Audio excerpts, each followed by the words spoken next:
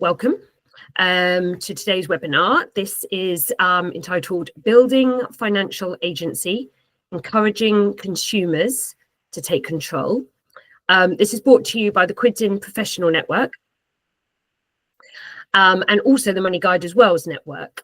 Hopefully most of you here are the members of both, but if not, we'll be sharing links at the end and also in the follow-up information so people can sign up if they're not already.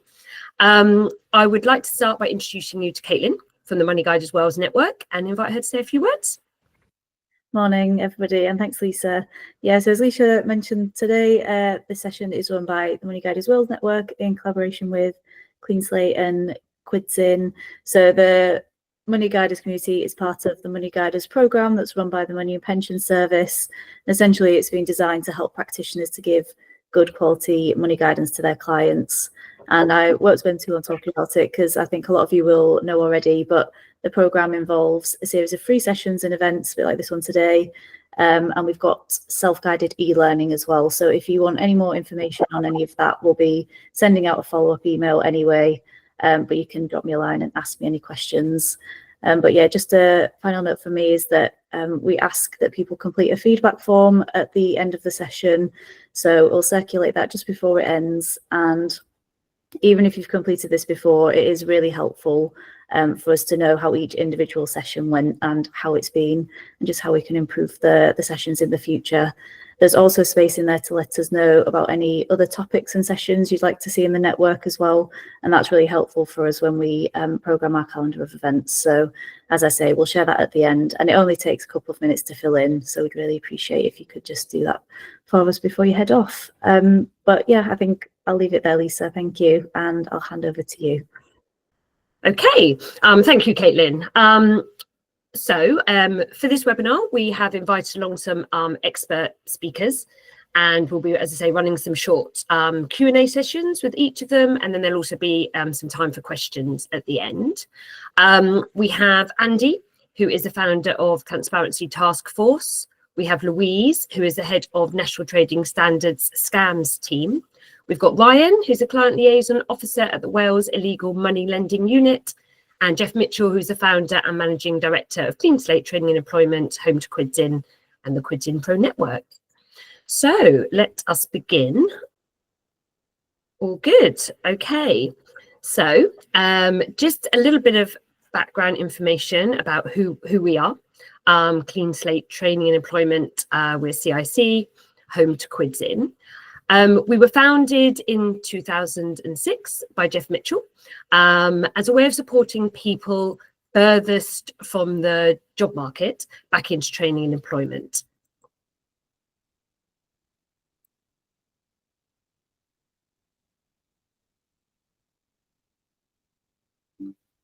Jeff's previous role had been as MD of the Big Issue, and so used that experience of supporting people with barriers to employment back into work in establishing Clean Slate.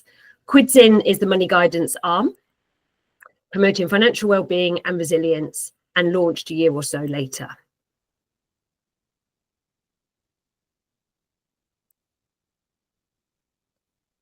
So in a nutshell, what do?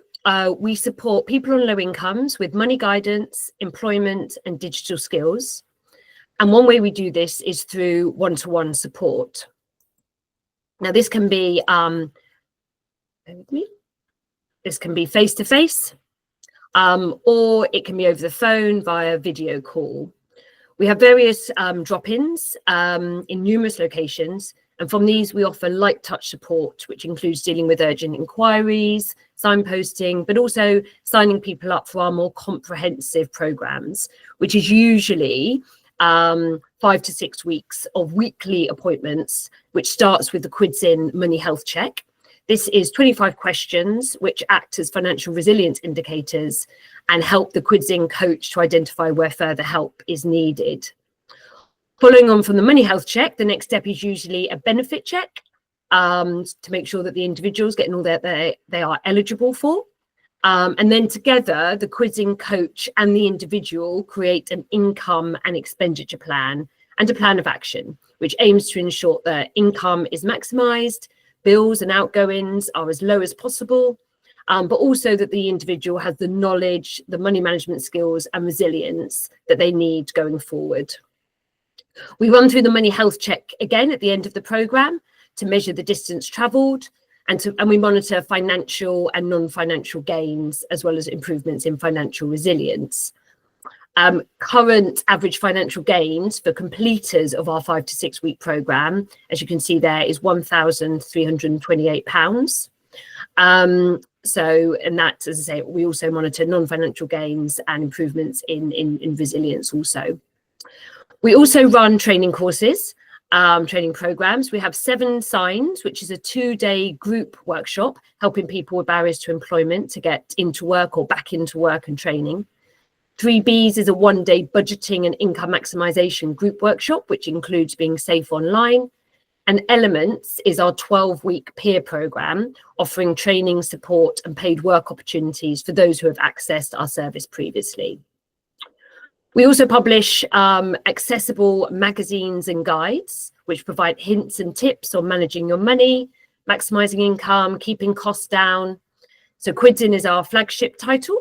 And then we also have a guide to universal credit, a food magazine, new tenants guide for people taking on a tenancy for the first time, a budget planner, which opens up into a wall chart, but people can write onto it their income and their expenditure.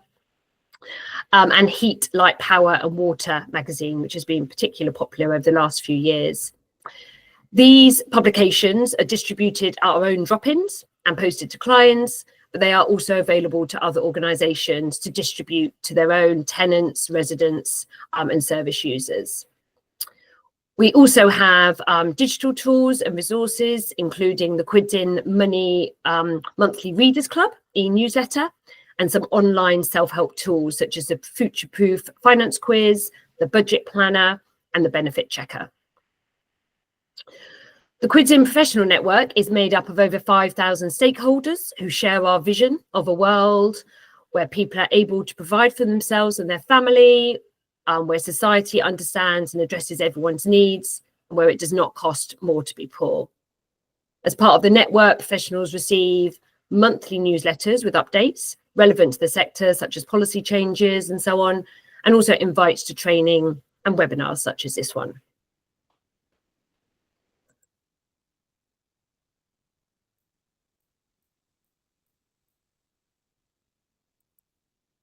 So a glimpse into Quids magazine. Okay, our pledge. A few years ago, the staff team all got together for an away staff day. And on the back of brainstorming and discussion, we came up with our pledge for those that we are here to support. And that is, we see you, we hear you, we are you. We know that people on low incomes are rarely listened to by policymakers, let alone seen. While our peer programme allows those who come to us initially to access our service, have the opportunity to join our peer training programme and then apply for roles within the organisation, as we know they are best placed to support others who find themselves in a similar situation. Hence our pledge.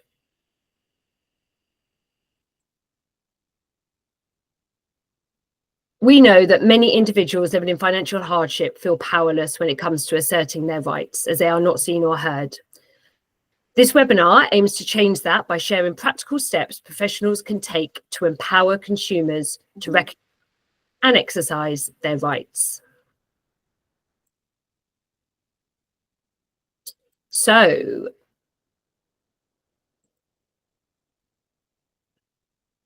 building financial agency.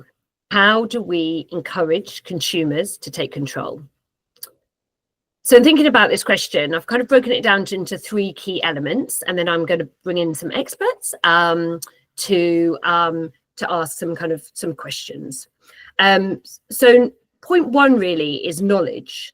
So the entitlements, rights consumers should know they have, and ensuring that those we support know what their rights are and where they stand. Secondly, assuming they know their rights, it's then about knowing where to go for help, how to challenge, where to complain, what to do about it, know what the different companies should be supporting them with. So the priority services register, for example, with utility companies, understanding the consumer duty, which requires firms to put their customers' needs first, ombudsman, how they can help, and so on. And giving those we support the confidence to do something, to take action, and not to suffer in silence. Help them to demystify the process, guide them on what they will need in order to challenge, such as the paperwork they might need, and so on. And then the third element, I think, is what consumers are up against. Scams, fraud, illegal lending, it's all so prevalent. How can we help people avoid these and seek the help if they're targeted? There is research out there which reinforces the issues that we see every day at Clean Slate, that people too often don't know their rights or what help they can get, let alone having the confidence to seek it. A survey from the British Gas Energy Trust last year revealed that half of consumers who struggle with energy bills never asked for help. And the reasons behind this was either the belief they wouldn't qualify, I think over a third thought they just wouldn't qualify for support, or stigma and embarrassment, 28% said they were too embarrassed, or just lack of information, over a quarter just didn't know. So what can we do about it? By confidently engaging in conversations about money and educating those we support about their rights, we can empower them to navigate financial challenges more effectively. So I'm just going to stop that presentation now. And I'm hoping that Andy has joined us. Yes, looks like Andy is here. Welcome, Andy. On that note, I'd like to bring in Andy, who is the founder of Transparency Task Force and also the chair of the Secretariat Committee to the All-Party Parliamentary Group on Investment Fraud and Fairer Financial Services. I'm just going to, not without wanting to steal your thunder, Andy, I'm just going to read the purpose statement of the APPG, which is to advocate for the victims of financial misconduct, crimes, scandals, frauds, and regulatory failures by driving positive, progressive, purposeful reforms that achieve a fair, trusted, and just system, where the service providers, regulators, and government agencies provide appropriate protection and deliver good outcomes, including redress for historical wrongs. So, Andy, welcome. Would you like to introduce yourself and explain a little bit about the work that you do? Of course, Lisa. Thank you very much indeed for the invitation to take part in what I think is a very important conversation. Consumer protection, particularly in the financial space, is a remarkably important problem. I'll go on to explain why I think that in just a moment. But first, allow me to give you some background and context. I joined the financial services sector in 1986, a long, long time ago. And on 3 separate occasions in my early career, I found myself working for organizations that were most definitely doing things that they should not have been doing. And on all 3 occasions, I reported what I saw to the relevant people in those organizations. And unfortunately, I ended up losing my job on all 3 occasions. And that led me to become quite suspicious about whether the financial services sector had a predisposition to misbehave.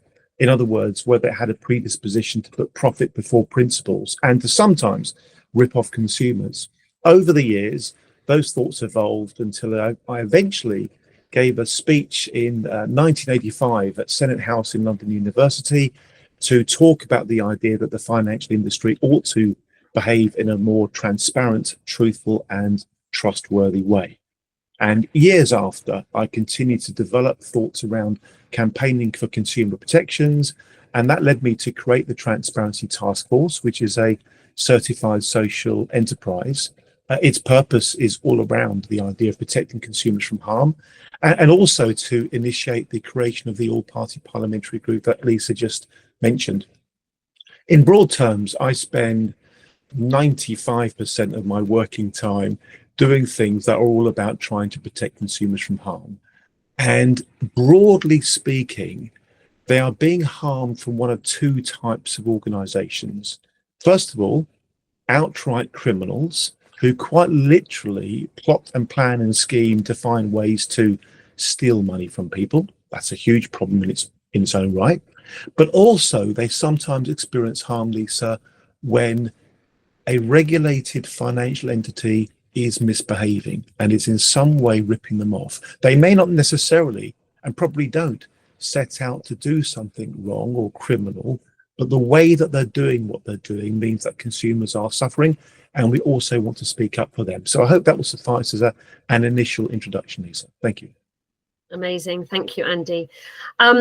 So just look at the kind of the scale of the problem. From your work with the APPG on investment fraud and fairer financial services, what are the biggest risks and challenges facing consumers today in terms of financial fraud and unfair treatment by financial institutions? So obviously you broke it down there into two groups. So yeah, looking at the latter, looking at the financial institutions, yeah, what would you say is the biggest challenges? Lisa, thank you. It really is the scale of the problem. You see, there's something fundamentally different about the financial sector in terms of what the user experience is when he or she is being ripped off. I'll explain. If we go and buy, let's say, a dishwasher or a Hoover or some item, it could be an item of food, or it could be any kind of product. It's normally quite soon before we realize there's something wrong with it. And we'll take it back to the shop, we'll complain. And we've got all kinds of very clear statutory rights. It's easy to show that the product's at fault, and it's easier to get the organization to fess up and put things right. In financial services, though, because we are dealing with intangible products, it may quite literally be decades before the person realizes that he or she has been missold. That in and of itself is a massive problem, because sometimes it will mean that the individual may not have the rights that they ought to have because it's gone beyond certain time limitations. So that's one nature of the problem, the intangible long-term nature of the products themselves. Secondly, it's also very difficult sometimes to actually prove who is responsible for whatever it is that's gone wrong. Is it the organization that, let's say, manufactured the product?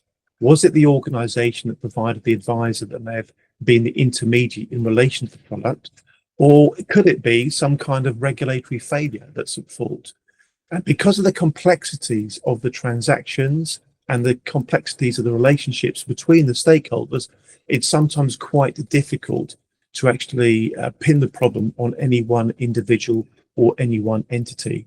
For these reasons, it's a difficult problem. But of course, the single biggest challenge is just the scale of it. 40% of all reported crime relates in some way to fraud, yet only less than 2% of police resources is dedicated to dealing with the problem. So we've got a very big problem, and we've got a very tricky problem. Academics call it a wicked problem, a problem that by its very nature is difficult to deal with. And as a consequence of this, it's taking a great deal of campaigning by organizations like the APPG and many, many others to try to bolster consumer protections to make it easier for people to get access to redress when they do deserve it. Lisa, thank you. Goodness me. I had no idea the 40% figure. Wow. Okay. And in what ways do financial institutions fall short of their duties of care, and what practical steps can frontline staff workers take to help consumers challenge unfair treatment and access their rights? You've probably covered the first bit, but yeah, what practical steps can people on this call take to support their clients? Thank you. Very, very simply, Lisa, I would say that doing anything to help an individual who's been harmed to have their voice heard is in and of itself half the battle. There are so many complaints about so many organizations over so many issues. There's a flood of issues like this. So doing something to help the individual who's been harmed to have their voice heard is in and of itself a really positive step. What can be done? I guess there's two things. Firstly, making sure that the individual is communicating with the right organization. It might be the Financial Ombudsman Service. It might be the Financial Conduct Authority. It could be the Financial Regulators Complaints Commissioner, depending on what's happened and at what stage in the process you're at. But having that voice heard loudly is key. And in all honesty, in practical experience, a letter from a parliamentarian, a letter from the person's MP to the Financial Ombudsman Service or to the FCA or whichever entity it is, really does make a huge, huge difference. That's why, excuse me, that is why the all-party parliamentary group was formed, and that's why it's growing so quickly. In my view, I guess I'm biased, but in my view, every MP in the country should have a connection to that APPG, because every one of the 600 plus constituencies in the UK has thousands of people who are being harmed in the space. So having an MP able to write the letter to the FOS or the FCA or whoever it might be makes a huge difference. I've witnessed this myself, Lisa.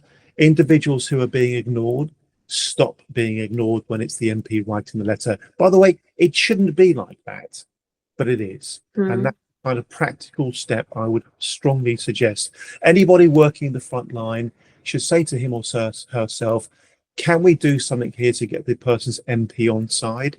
Maybe I could write on behalf of that on behalf of that individual to their MP, copy them in saying, this person is your constituent, this is their address, this is the postcode. They would be really appreciative, as would I, if you could write a letter along these lines to the Financial Conduct Authority. Something like that would be really helpful, Lisa. Thank you. Oh, amazing. Thank you. Really interesting. Okay, and awareness of consumer protection and available remedies is low. What's the most effective ways to encourage people to take action when they've been missold financial products, overcharged or unfairly denied financial services? You've talked there about if they've been missold, potentially going to their MP. What are any other kind of suggestions if they've maybe been overcharged or unfairly denied financial services, for example? Thank you, Lisa. We probably all remember when we were young, be it at Cubs, Scouts, Beavers or school, where we learnt about the fire triangle, the three things that you must have to have a fire. If I remember rightly, Lisa, it was you must have oxygen, you must have an ignition source, and you must have some kind of fuel. Why on earth is Andy talking about the fire triangle? You're probably wondering. I'll explain. In our experience, and we've got quite a bit of experience in this now, there are three things that you need to be an effective campaigner. And whether you're campaigning on behalf of lots of people, as I do, or whether you're campaigning on your own behalf because you personally have experienced harm through the financial sector, there are three things that you need. First of all, you need a strong, compelling, clear argument. You're not going to get anywhere without that. The second thing that really helps is support from a parliamentarian, as I've already mentioned. And the third thing, and don't rule this out, it can make a huge difference, is media support. You see, all organizations in the financial sector know that they trade on their reputations. And if organization X has done something wrong, they will be sensitive to adverse publicity, be that through social media, the newspapers, or whatever it might be. Many of the people I deal with, Lisa, have formed Facebook groups, campaign groups. They may, for example, be a member of the Phillips Trust Corporation Facebook group because they were harmed by a group of building societies. They come together, they learn how to raise awareness through the media, and they make a noise in a constructive, compelling and civilized way. But getting the media attention on the issue can sometimes make a difference. Of course, that works really well for a large group of people, but it can also work well for individuals. I've known cases, Lisa, where a Twitter tweet, or an X tweet rather, copying in the head of public affairs at the organization has resulted in really swift progress when previous efforts to make change haven't. Again, it shouldn't take media attention to get things put right, but we're in the real world and sometimes that's exactly what happens. No, absolutely. Thank you, Andy, that's great. Signposting also for support. So we've talked about, MPs, we've talked about, kind of making a fuss on media or highlighting what's happening on social media and in the media. What about kind of ombudsman services? What key organisations should frontline workers be aware of when signposting consumers who need help seeking to redress or protection from financial misconduct? I would suggest that in broad terms, the following steps make sense. First of all, complain to the organisation involved itself. Give them a chance to put things right quickly. That always makes complete sense, and very, very often they will do that. They often will do that. If that doesn't work, under the Financial Services and Markets Act 2000, two very, very powerful bits of legislation were introduced. One giving people the right to access the Financial Ombudsman Service. So they would, if you like, be the default place, the default external place to go and complain to. And in the unlikely event that the organisation concerned has folded, gone bankrupt, or whatever it might be, we also have the Financial Services Compensation Scheme, which is designed to give people up to 85% of their money back. Sorry, designed to give their money back up to £85,000 in the event that the organisation is folded. But really, it's the Financial Ombudsman Service that ought to be the first point of call, or if it's a pensions-related issue, the Pensions Ombudsman Service, which essentially does the same thing. Now, there is a broader issue here. We're all hearing about the government's growth agenda, and I'm not going to get into party politics, of course I'm not, but there is a bit of a tension here between the government's appetite for growth and the way the government appears to feel that regulation sometimes gets in the way of that. That's a really interesting argument, one way or another. You may or may not believe that regulation is bad for growth. My point, however, is this.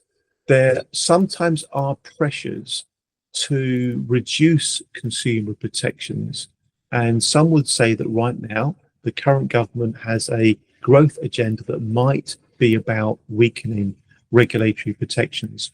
I say this because about 15 months ago, Lisa, a very interesting court case occurred. I was involved with it in the High Court, where, believe it or not, and I won't go into the detail here, believe it or not, about 400,000 people were impacted by a particular financial scandal, and 400,000 people, through what happened in the court, were prevented from accessing the statutory rights through the Financial Ombudsman Service and the Financial Services Compensation Scheme, which is a real worry, because it might represent a bit of a thin end of the wedge in this consumer protection case. More likely, it's a bit of a one-off, but we must remain very cognizant to any kind of changes that might weaken the rights of consumers to go and get protections. And more recently, there's been a lot of pushback around the consumer duty agenda that the Financial Conduct Authority has got. Some would say, and I'm oversimplifying here, Lisa, but some would say that's about the industry saying all this consumer protection stuff is creating burden for us. We don't want it. We're going to push back against it. And what we're actually witnessing right now is the Financial Conduct Authority kind of rolling back a little bit, which is also a bit of a concern. But short answer, FOS, Financial Ombudsman Service, Pensions Ombudsman Service, after the original organisation has been approached, and then good luck after that. Get your MP involved if you need to, get the media involved if you need to. Thanks, Lisa. Great. That's yeah, it's really helpful, I think, to have it kind of broken down in that way. So the steps that somebody can take. Great, and you've touched already on kind of policy changes that we need to ensure a fairer financial system. How can grassroots organisations and frontline staff how can they contribute to these reforms, do you think? Thank you, Lisa. I honestly think the absolute must here is to work collaboratively with like-minded organisations. I say this because, for example, back in October, the APPG ran a fraud summit in Parliament, which was great. We had lots of stakeholders come along to that. There are many other organisations beyond the APPG and Transparency Task Force who have a real interest in the space. Find ways to connect with these organisations. Frankly, what you're doing today, Lisa, is absolutely brilliant because you're bringing like-minded people together. We can compare notes, we can compare experiences, we can work out how we can become a more potent force by finding ways to work collaboratively. I'm a huge fan of teamwork. It makes all the difference sometimes. You may not necessarily know what your strength is compared to others until you have those conversations and go into this kind of teamwork orientated dialogue with a very simple question in mind. What can I do? What can my organisation do to help these other organisations I'm now talking to? And if everybody embraces the conversation with that teamwork orientated mindset, we all get better, we all get stronger. And occasionally We'll do things like write open letters where we all co-sign them. We've done quite a bit of that kind of thing in the past. A united voice is very, very important. For people literally on the front line, please don't make the mistake of underestimating the power that you've got, the influence that you've got, the opportunity that you've got to make life-changing decisions with and on behalf of the people you're trying to help. Unfortunately, many people I interact with have suicidal orientation ideas because of their experience having lost a lot of money. One of our volunteers took his own life about 18 months ago. Off the scale, sad. I'm stating the obvious here, Lisa, I know. Please don't underestimate just how dark a place it can be for some of these folk if they suddenly don't have any money because it's been stolen from them or because an organisation has somehow ripped them off. It shatters their lives, it shatters their well-being. They very quickly become completely destabilised. They have a post-traumatic stress disorder type experience. And if they spend years and years running around in circles, unable to find help, be that emotional, practical, financial, or otherwise, they can get into some very dark places from which they will not return. I know this topic. Unfortunately for me, I know this topic very, very well. There's a few resources we've got, Lisa. For example, a piece of research we did called Faces of Financial Crime. If I can work out how to do it, I'll put a few links in the chat whilst others are talking, Lisa.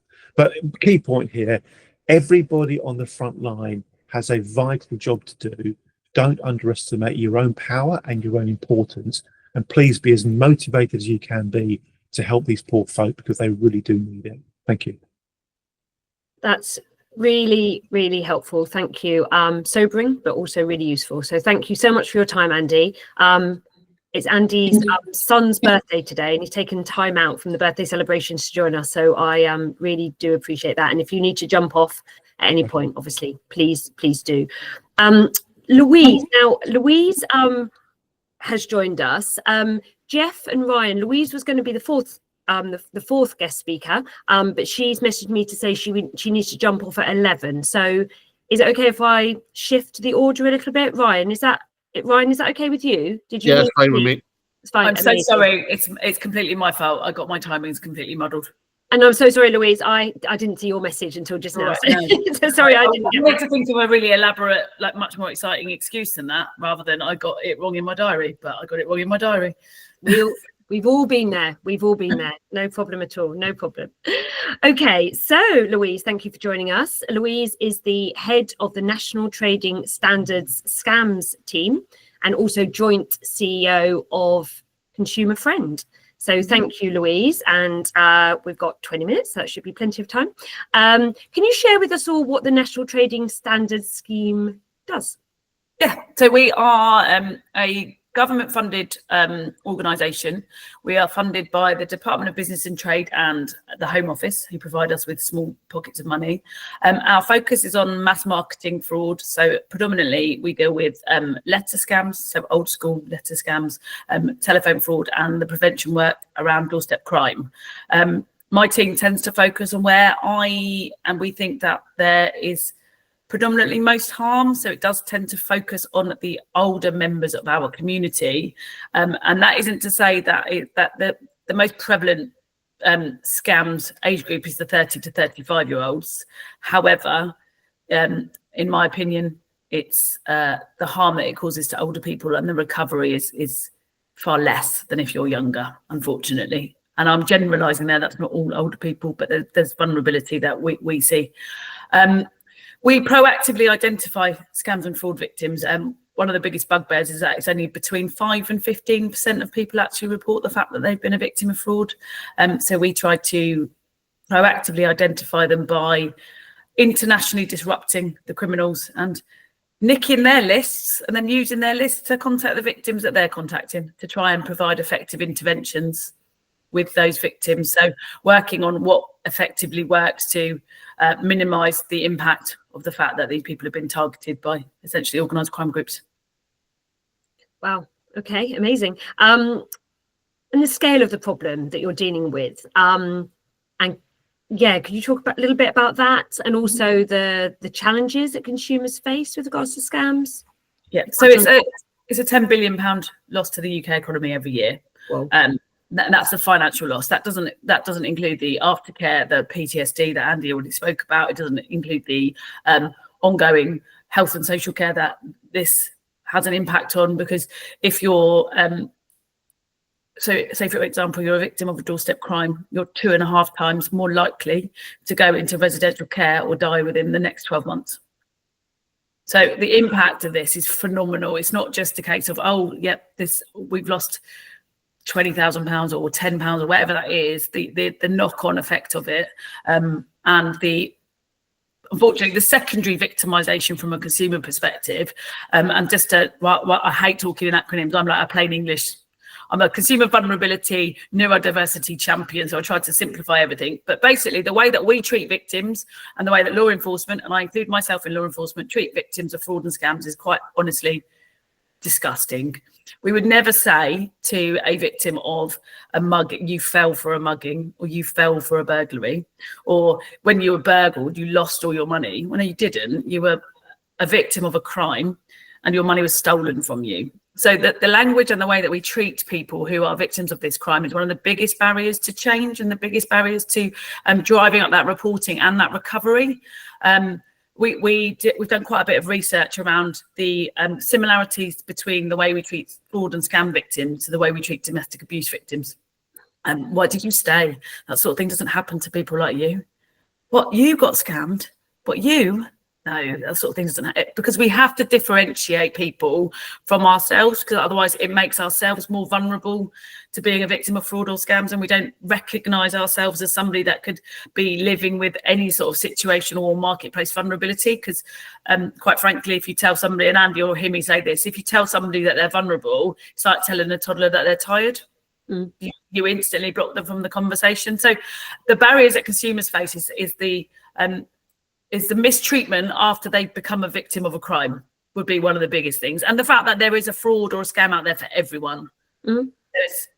If you speak about this and you share your own personal experience, I've been a victim of a scam and a fraud, and I'm the head of the scams team. I've done this for 20 years. But when I was getting divorced, I bought things on the internet I shouldn't buy, and I ended up losing money from it because I was situationally vulnerable because of what was going on around me. You'll find other people will share, and there so many people you will know that have been a victim of a fraud or a scam. Oh goodness me, absolutely.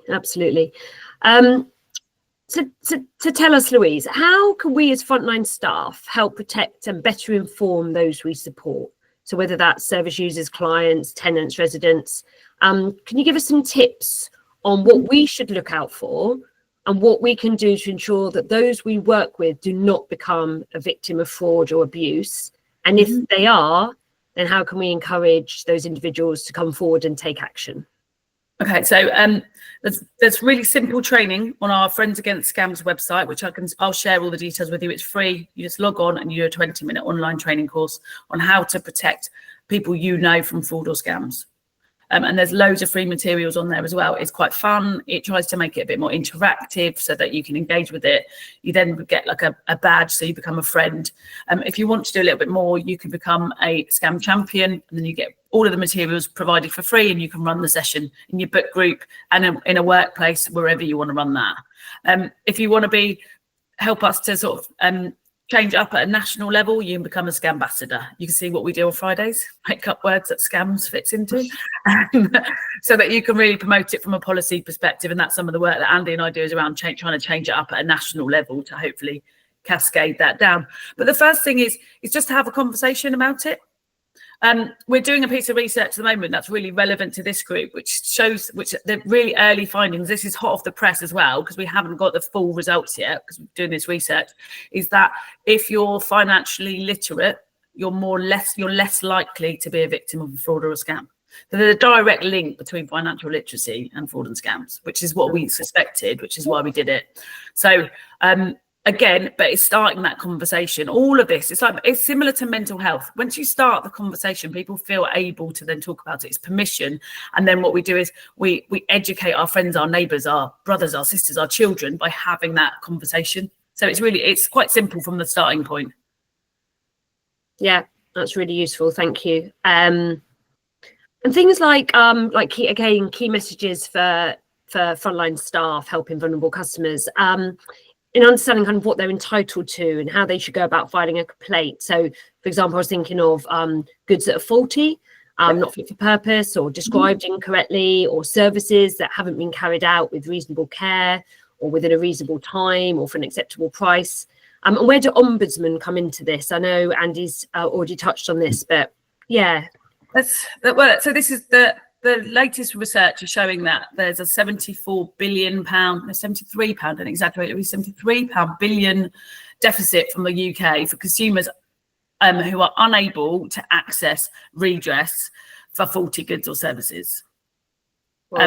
And some of that is because we're in a situation where our legislation hasn't quite caught up with Europe in relation to safety of items and things like that. We've become a bit of a dumping ground for unsafe goods at the moment. We've also in a bit of a throwaway society. There's a lot of sociology around this as well, where we might buy something for 20 quid online and then it doesn't arrive, or it's not what we thought it was, or etc. And then we just go, I can't be bothered, or nothing's, if I try and fight that, it's not going to be worth my time. So we have a bit of a throwaway attitude to things. But also companies are making it really difficult for consumers to be able to access redress, like not promoting their phone number on a website, for example, not making it easy to get your money back. From a personal perspective, I'm a trading standards officer. I'm an expert in consumer legislation. Bought my son a bed in January, it's still not here, and they will not give me a delivery date. They won't give me my money back either. And I know the law. I'll go to my credit card and get it back, but I know the law, but they make it impossible to do it because they want people to run out of steam. You also have to think from a vulnerability perspective, the average reading age of a UK consumer is between 9 and 12, can't access the service. 20% of us are neurodiverse, causes great anxiety. I've got an autistic son. He would not phone someone up and complain. He just wouldn't do it. He would rather lose the money than do it. We're also in a mental health pandemic where 23% of service users are already saying, I can't pick up the phone and deal with a complaint like that. I don't feel able to do that. That causes me so much angst. I would rather just not bother. So we're not making it easy for consumers to do it.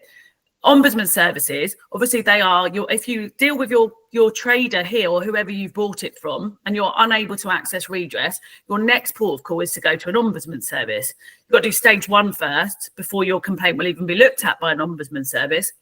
You ask the average consumer, what is an ombudsman? They're not going to know.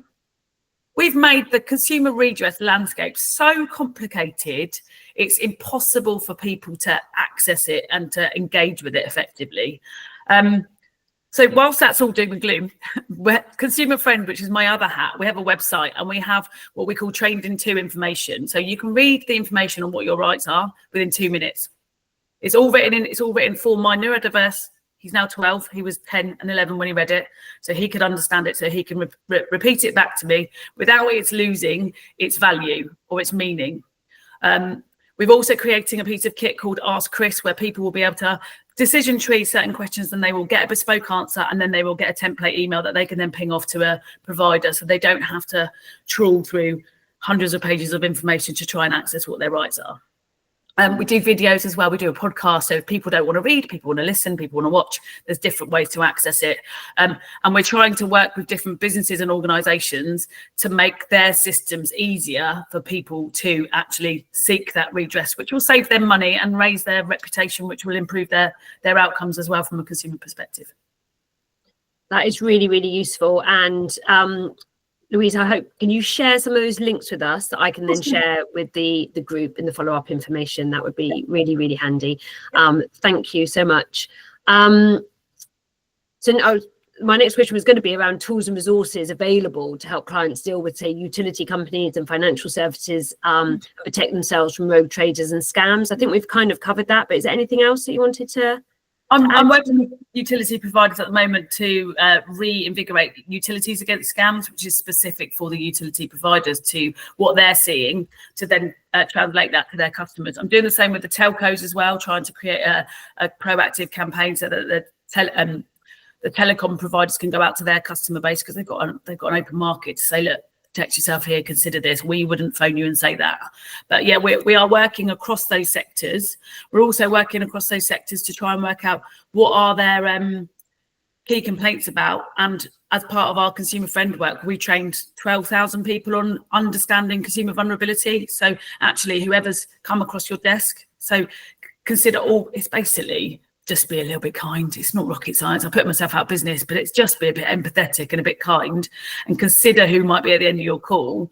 But we do a lot of work around making the world a bit more neuro-inclusive, a bit more understanding vulnerability is situational or marketplace. So it's not about the person.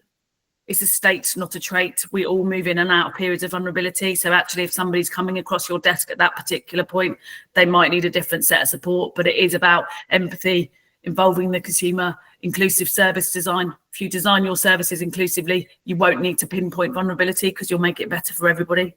So yeah, we really try and advocate for that, because whilst there's a lot of assumed knowledge, and I really tried to strip mine back, because even things like, again, like my son's just got a wardrobe and I went, hang your clothes up. And he went, I don't know how to do that. I've never had hangers before. And he's 12. And I was like, oh, that's a good point. So it's continually trying to strip our assumed knowledge back, to take it back to a much simpler, easier to understand level. We have a really bad habit as people that are, as a British culture, of thinking if we speak really poshly in big words, it makes us sound more intelligent. And what we end up doing is just blocking half the room from the conversation, because nobody really wants to go, I don't know what that means. What does that word mean? Or like, if you're synonyming in a meeting, if I synonym in a meeting, I'm like, I'm university educated. This is wrong. What are you talking about? But it's not something that people will generally do, will they? Expose themselves, because it makes us feel daft, and we don't want to feel like that in a work environment or any environment, to be honest. So strip it back, take away the assumed knowledge, try to communicate in a way and ask people and check people's understanding. That's the main, ask people what they need. We're not very good at that. Yeah, no, you're absolutely right. And I know you and I talked about this last week when we caught up about ensuring that information's accessible to everyone, and that it's fit for purpose and it's not deliberately complex. And yeah, we're completely aligned with, our views at Clean Slate and Quids as well.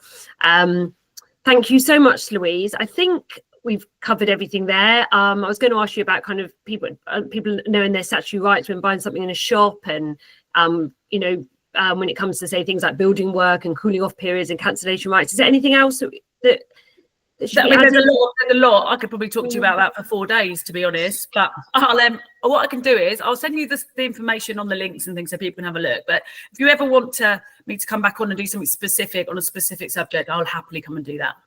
Yeah, that's amazing. Thank you so much. Really appreciate your time. I know you've got to jump off now at 11, because you've got another webinar, I think, haven't you? Well, I'm now going to launch a webinar, a campaign on how to store e-bikes and e-scooters safely, specifically for social housing providers and people that might engage with consumers.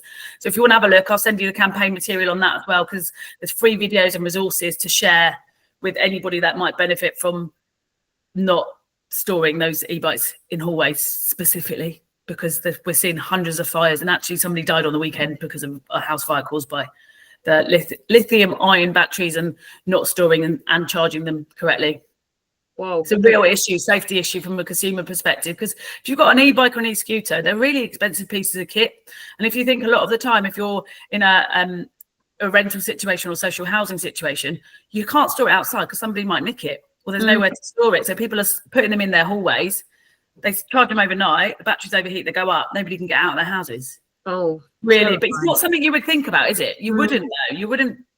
It's so, yeah. Well, so I'll share that as well. I'll share all this. Yeah, please share everything, and we will make sure that's included in the follow-up information. But thank you once again, Louise. Thank you for your time. Thanks for having me. We'll see you soon. Bye. Great. Thank you. Okay.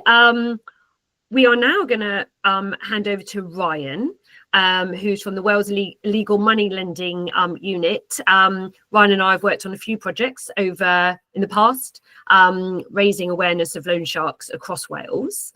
Ryan, are you there? I am indeed. Hello. Can you tell us a little bit about yourself and what you do, please? So my name's Ryan. I'm with the Wales Illegal Money Lending Unit, otherwise known as Stop Loan Sharks Wales. Stop Loan Sharks Wales is kind of the public face of it. It's a bit more consumer friendly and a little bit less emphasis on the enforcement side of it. And what we found is that, especially since the pandemic, we've kind of changed the way that we operate, that we kind of advertise the service, and we play up the support that we offer as opposed to the enforcement angle. And it seems to have got a few more people in to report loan shark activity. Think of us as a specialist trading standards team. We cover the whole of Wales. We're one of 3 teams. There's one in Birmingham that covers England. There's one in Glasgow that covers Scotland. But we're based out of the Vale of Glamorgan, and we cover all of Wales. And our sole purpose is to prosecute loan sharks, illegal money lenders, and support their victims. Amazing, thank you. Can you talk us through a little about the scale of the problem currently in Wales? What we're finding is since the pandemic finished, we were very quiet during the pandemic, as you can imagine. I suppose loan sharks have got a strong sense of self-preservation, so there's very little information coming through. So what we've done quite a lot of work building that up, and what we found is that there's been a complete sea change in the type of people that we see coming forward having borrowed off loan sharks. So if you think of the cost of living crisis, what we've seen prior to the pandemic, most of our victims would be people on the lowest of incomes, on benefits, robbing Peter to pay Paul, needed to borrow off a loan shark for emergency reasons. What we're finding now is that has changed. The majority of our victims now are in work, and some of those people in work are on what you would call more than reasonable wages as well, not necessarily low wages. And they seem to have been caught out by the pandemic and then the knock-on effect of the cost of living crisis, where the sudden increase in bills hasn't been kind of adjusted the household spend. The result is that they feel they need to pay the rent, they need to borrow off a loan shark. And what we've seen is an increase in lending within the workplace. At the moment, we've got a case in North Wales where a well-known restaurant chain, staff are on 0-hour contracts, they get sent home if there's no work. One of the waiters there's been lending money to his colleagues and made a substantial amount of money off it in the process as well. So we're seeing a lot more victims coming forward who are in work compared to normal, and we're also seeing an increase in lending within the workplace as well. Okay, that was frightening. Okay, as frontline staff, what are the red flags that we should be looking out for? How do you think we could pick up on the fact that someone we're supporting, we suspect that they maybe have been targeted by a loan shark? And within that also, is there a typical loan shark? Yes. I would say that the typical loan shark that you see there, every now and again, one of the soap operas do a loan shark storyline, and they're always, that kind of skinhead thug type character with a designer killer dog, that type of thing. It's very rare we actually come across that, because you've actually got to be able to, build a rapport with your victims before they'll take the money off you, because if they're too scared, they won't. So it's very rare that we actually see that. Most of the about 50-50 split of between the male and female loan sharks in Wales with the prosecutions that we've done. To give you an example, we've had an 80-year-old woman. This is Tabitha. She was described as Britain's oldest loan shark, and she'd been operating for 20 years with no complaints at all. And it only came to us because a concerned family relative reported that their relatives were trying to live off £100 a month, with the rest of their money going to this loan shark. So it's very rare that we see that thug. I mean, Tabitha is not, at the moment we're looking at a landlord in a pub who's been lending to vulnerable clients. Like I said, we've got a waiter. We've even prosecuted a leader of a church group for lending lending to their parishioners. So it's very rare that we actually see that thug. It's more like this, but it's also incredibly rare that we come across victims of loan sharks contacting us directly. There's too many barriers in the way. More often than not, they don't want to be known as the grass. That's a major barrier, that kind of loyalty factor. They're afraid of the loan shark. They might be afraid that they've done something wrong, so they don't want to get into trouble. They might be worried that social services might get involved. So more often than not, it's actually people, frontline workers, that contact us. And the reason that happens is they may be sitting across the room from a client and looking into an issue. It might not necessarily be the loan shark issue. It It might be a debt issue. It might be a housing issue. And what happens then is, as they start asking questions, you start noticing things are not quite right. And the key one that comes up time and time again is budgeting. So when you've got people sitting down doing budgeting with their clients, they might start asking questions about their income and outgoings. And you notice, first of all, there might be a bit of a black hole there. And you think to yourself, oh, well, where is this money going? And you dig a little bit deeper, this nice round figure of maybe 30, 40, 50 pound a week, whatever it is. And then suddenly they might say, oh, actually, yes, I forgot, I've got a loan with somebody. And you dig a little bit deeper and they say it's a family member or a friend. And then maybe the best thing to do in that situation is ask a bit more questions about it, because with a lot of loan shark victims, they won't be able to answer the question, when did you take it out? Because it's been going on for so long. They won't know when they've got to pay it back, when they finish paying back. They just will not know, because the way loan sharks work is that there'll always be penalty points, there'll always be penalty clauses. They turn their victims into cash cows, income streams. They never finish paying it back. And so once you've got that kind of vagaries, you ask a bit more questions about the individual, and maybe it's not a family member or friend as it was originally described as. It's actually somebody that went to school with their brother-in-law or something along those lines. And if you've got that regular unexplained payments and going out, and especially if they're afraid of that individual, that loan shark, they don't want to discuss it too much. And if you're doing your debt advice and you're saying, well, look, we would have to treat that as a non-priority debt, they would be adamant, no, that has to be paid, that has to be paid. And that's how people come across when, frontline workers, when they're looking into when they're doing work and they come across loan sharks. Changes in behavior, personality is another sign, especially for social workers can pick up on that, because what you find with loan sharks is that sometimes they want to involve, if somebody can't pay, they'll involve their victims in the criminality. So that's looking after drugs, looking after stolen goods, etc. I've discussed fear of the lender. And another thing that we find is excessive food bank usage. What we find with our families is that they become especially very good at playing different organizations off each other for food bank vouchers, because they may know that, oh, look, I'm only entitled for 2 weeks because it's supposed to cover this emergency period. But because this is ongoing forever, they always need food bank vouchers. They'll send different family members to different organizations. So if you've got these constant claims of disaster in life that don't really add up, I'm not saying it's definitely a loan shark, but if you can take away, alcohol or substance abuse problems, then you may be looking at a loan shark.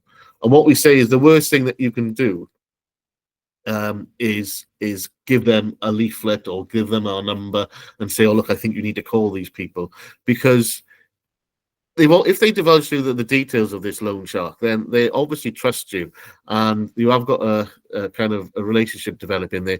In that moment, I bet there's been a complete like weight of the world lifted off their shoulders. So they might be emboldened to take further action. So what you say is can you give us a ring with them sitting with you? Now, there'll be too much.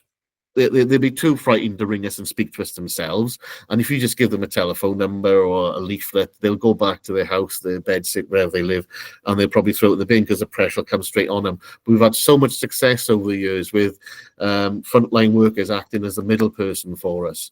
So we start speaking to them through you, and we're confident if we can get to meet this individual, because we work differently to the police. We won't necessarily take a statement straight away. We'll try and build a case against that loan shark. Without them, we have other means of doing that, whether that be surveillance or looking into their finances. So the safety of the victim is priority, and we don't necessarily need them to give a statement straight away. The safety element is highly important to us because we don't want to leave them out to dry. So they can remain anonymous if they want, but the key thing is that we're very confident if we do get to speak to these people, then we can make a change to them. And what you need, I think, when you look at the financial situation for them, there's not really much you can do until that loan shark is taken away. Any agency they have has gone completely. The way the loan sharks, especially the organised ones, work is that they will isolate that victim. They will be the priority debt. And the way they do that is because they can't take you to court, they have to use other means of making you pay. So at the very low end of the spectrum, that's nasty things on Facebook, harassment, that type of thing, rise into criminal damage, threats of violence, actual violence, and in the worst cases, we've dealt with sexual abuse. All those are there to keep people isolated. So the loan shark will always be the priority debt. I mean, a recent case we've got now in the Swansea area, single mother of four is working, she gets £1,200 a month. The loan shark was taking that £1,200 straight off them. She had literally no money to last a month at all. So it can get that bad.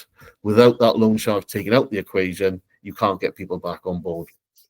And we are confident that if we can get to speak to the victims, we can make a difference. We can change their lives. We don't advertise it, but because we could be used as an inducement if the case gets to court. But we can also get compensation for the victims.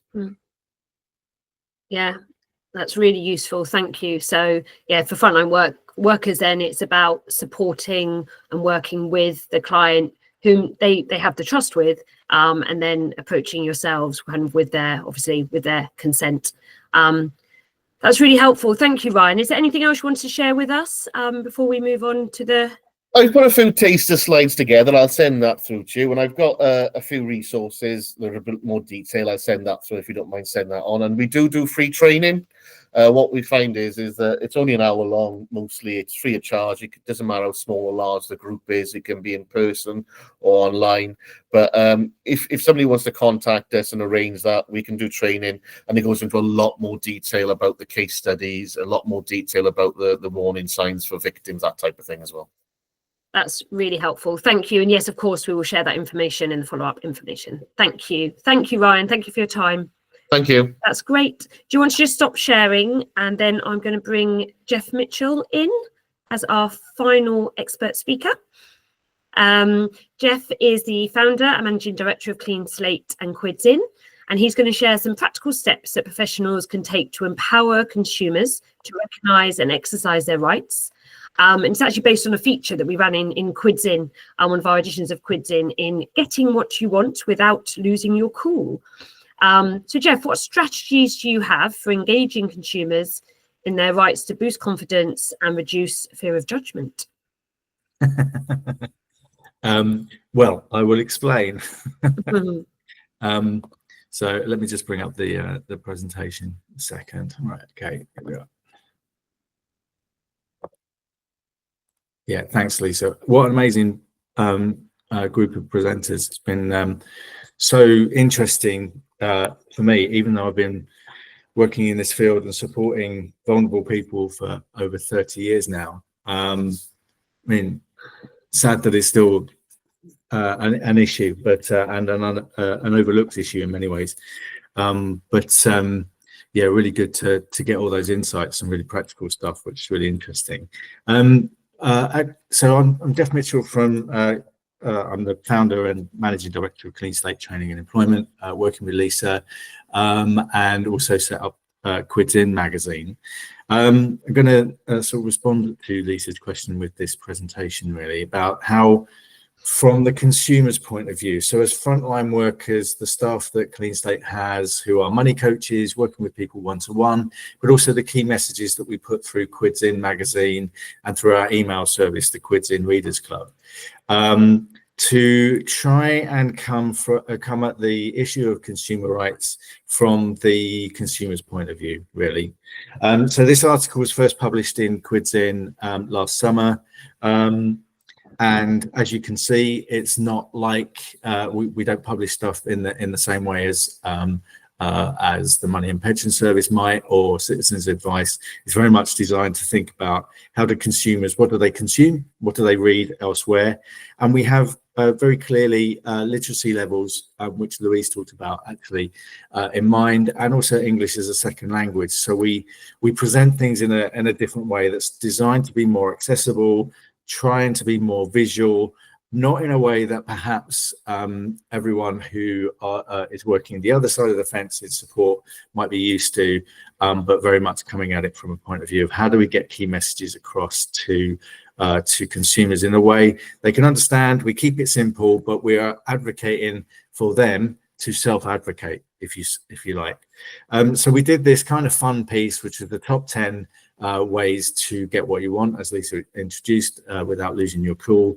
And we started with this one, which is, as consumers, people don't know what they don't know. We don't know what we don't know, and none of us want to feel stupid.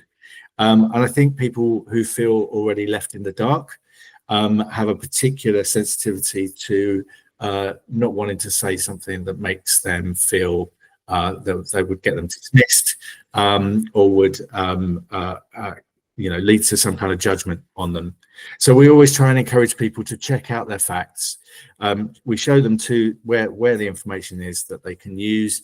And a simple example is, before you go out and buy an item, do your research. We show people how to use the internet to do that, find out how much they're going for on Amazon, for example, as a guide, and perhaps look at some comparison sites, so like the consumer, like Which and things like that, to see what's recommended and what you should be looking for. So people go out with a bit more confidence. Having a plan, for me, this comes from my own point of view, really. Assume the computer will say no. Check out what's in a contract or terms and conditions, and kind of prepare a case. I think this came up earlier as well. Writing down the key points. So, for instance, if I was going to make an insurance claim, or a good example, if I needed to buy new windows for my place, I would do research into how much I could get them for elsewhere, and I would check what the company that was coming around was willing to offer, and then I would come at the conversation from an informant point of view. Confidence. This kind of is inspired by a couple of friends of mine who are tricky customers, but since they've made their money, they have this very strong sense of entitlement. And as much as I like them, it comes across quite badly sometimes. But it does make me think, actually, just by saying, "Oh no, this is what I'm entitled to, and I'm not leaving till I get it," has power in itself. And I think that a lot of the people that we're working with through Clean Slate and who we write for within Quids In, they're not people who feel like they're going to be taken seriously, and that actually that they will kind of perhaps accept a no answer when perhaps they shouldn't. So we try and encourage people to remember that salespeople don't want a bad day either, and be prepared. Just show that you're not prepared to take no for an answer in terms of confidence. So following on with the key messages then as well, I think there's something perhaps that we as frontline workers are all too aware of. And certainly we do a lot of work with, for instance, social landlords and health commissioners, for example. And there's sometimes an expectation, there's a negative expectation that things are going to get overheated very quickly.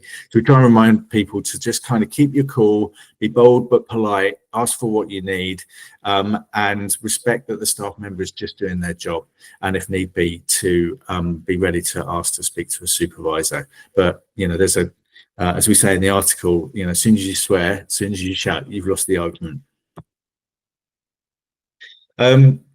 We advise consumers to listen, to hear and understand why they're being told no, so they can try and meet the person halfway. So it's just a basic negotiation tactic. But again, we're trying to keep it simple with people. Be understanding, but prepared not to back down. Sometimes a no is a no because actually you're not entitled to that thing that you're asking for. But we encourage people to keep going so they can, and ask, how can I get what I want here? Or how can I get near what I want?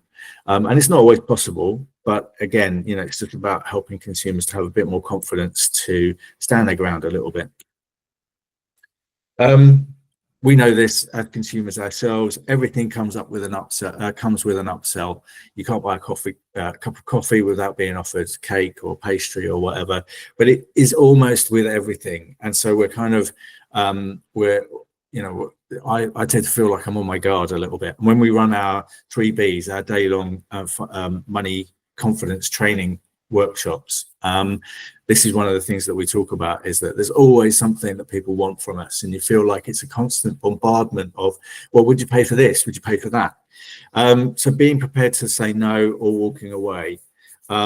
We are the customer, and it is not our job to keep businesses in business, as much as sometimes that's how it's reported in the news. Certainly for people on low incomes, our responsibility is to our finances and to our families and our financial well-being, and not to helping keep sales up on the high street. But whoever's sort of pitching to us, they want a sale. Sometimes it's about saying no, sometimes it's about saying I'm going to go and get some advice.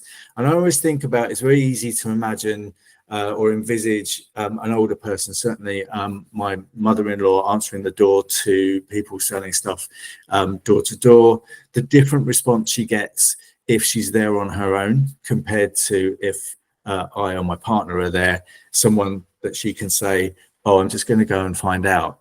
Or if we go with her into a shop and she's buying a watch, for example, it's, oh, well, how about this one? It's £100. It's like, well, I was thinking about £20. It just changes as soon as there's somebody with them, and it shouldn't do. But I think reminding customers that that's the way the sales process seems to work just reminds them to be a bit on their guard about being pushed into something that perhaps they're better off saying no to. We know that people are very often, people on lower incomes or in deprived areas are less likely to have a social network to turn to for advice. And by advice, I mean sort of legal advice or consumer rights advice. In our recent cost of living survey that Quids ran, we found that people are more likely to turn to family and friends before anyone else if they're struggling with their finances. That's fine if your family and friends have real insights into how financial services work or what your entitlements are. So there is a real risk that if that's not your social network, that perhaps you're getting information, you're in an echo chamber or a bubble where the wrong information is being circulated.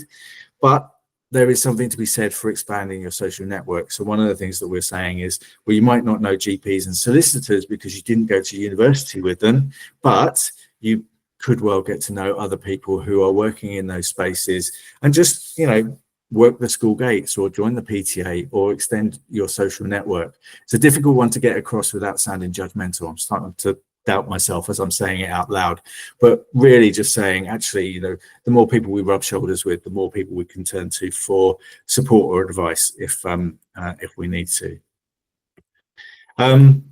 This strand of advice is about being patient and persistent. Make it clear that if we're asking for something, we've made our case, we haven't lost our cool, but that we are prepared to wait, but that we're not going to go away. So it came up earlier that actually a lot of the processes for complaints are designed to just keep people hanging on, knowing that they'll just give up in the end. Well, one of the things that we're saying here is that actually let's not be that person. You know, it's our money that we're fighting for.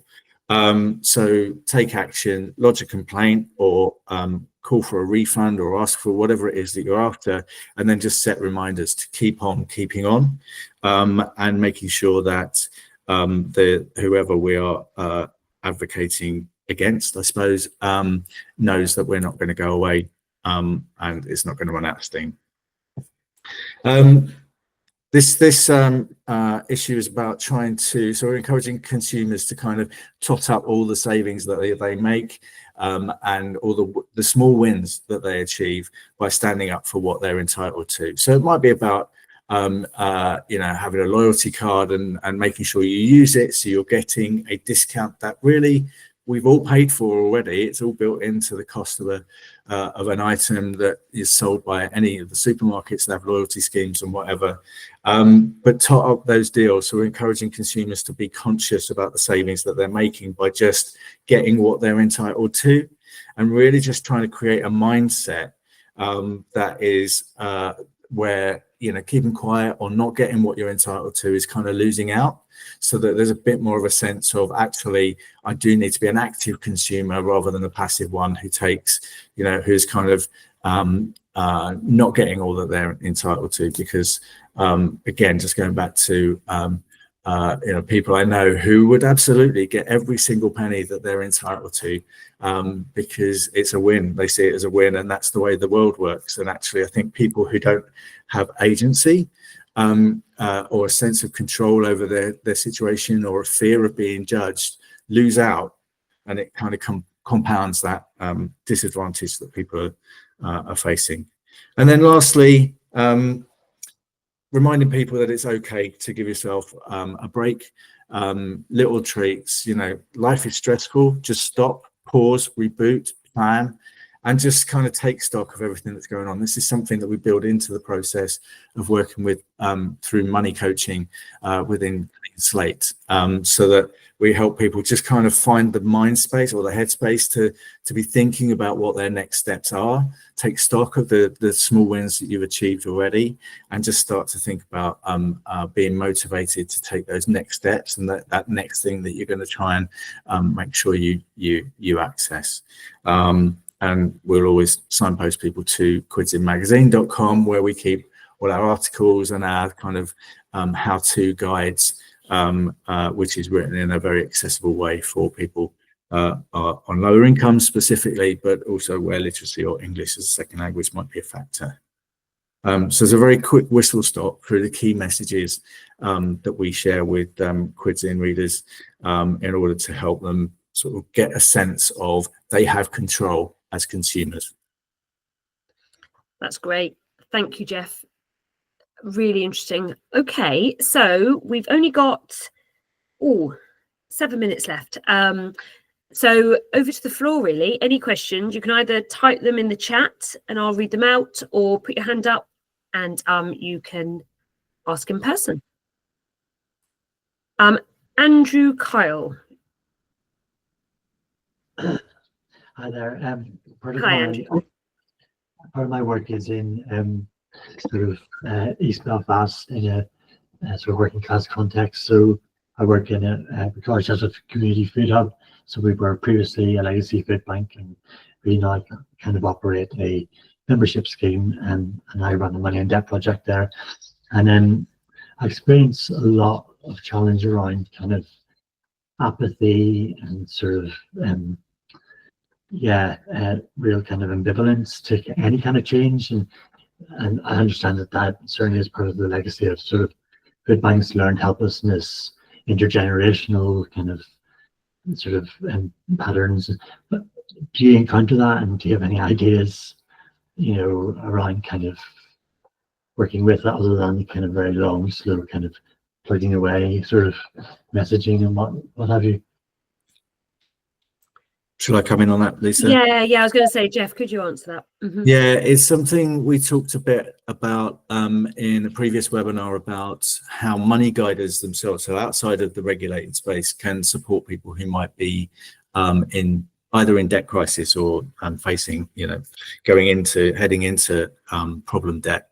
And there's something about obviously, there's building a rapport, there's building a relationship of trust, which many frontline workers do in different ways. People have made the first step to access services already. But I think what we find, because we work through people's financial situation, and we do an assessment of people's financial well-being and resilience, and it helps us identify the next steps that perhaps will generate the quick wins. And during the pandemic, we were commissioned by DWP to work with claimants who were in crisis. So they weren't at risk, we were told they were, but we were told they wouldn't be. But they were overwhelmed by their financial situation.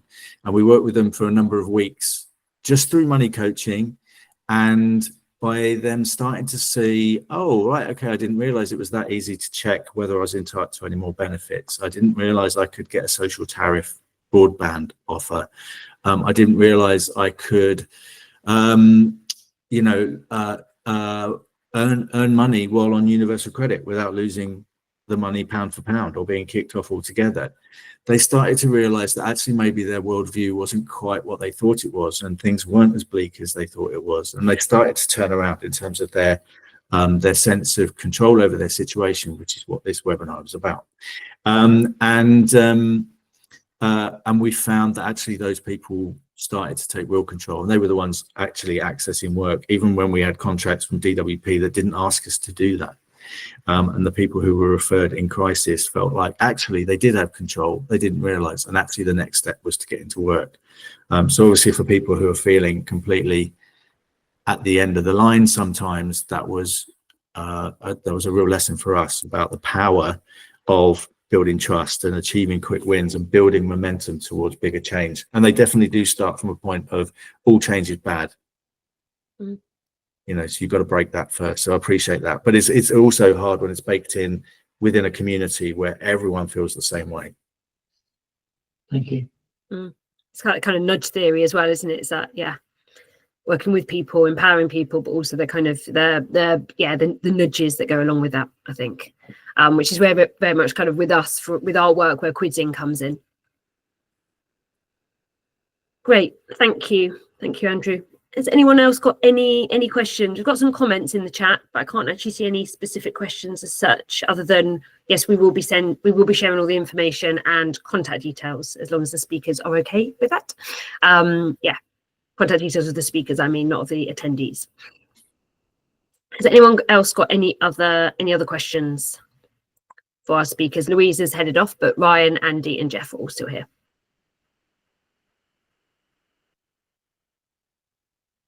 I can't see any hands up. There's been a lot of information there, hasn't there? So a lot to absorb. But yeah, if anyone's got anything else to ask or even just comment on, really. Hasn't got to be a question. No. Okay, well, we are nearly at 11:30 anyway, so I think we will close. I'd just like to say a huge thank you to our speakers. Say loads of information there for everyone to take away. Really, really informative. So thank you for your time. Thank you to everyone that's joined us today. It's been great to have you, and we really hope you found it useful. I was trying to summarize kind of the whole webinar with everything we've kind of gained from the speakers, and I guess it would be that for me it's about empowering individuals with knowledge about their rights so that they can creates a ripple effect, so it fosters greater financial agency and resilience going forward. So I think that's a kind of hopefully a succinct summary of what we've just heard. But yes, thank you for joining us. Please fill out the feedback form. Caitlin shared that in the chat. It's really useful for us to find out kind of what you liked, what you didn't like, and so on. And also please get in touch. We've talked a little bit today, Jeff and I, about our work, what we do at Clean Slate. Please do get in touch if you'd like to find out more or explore ways of working together.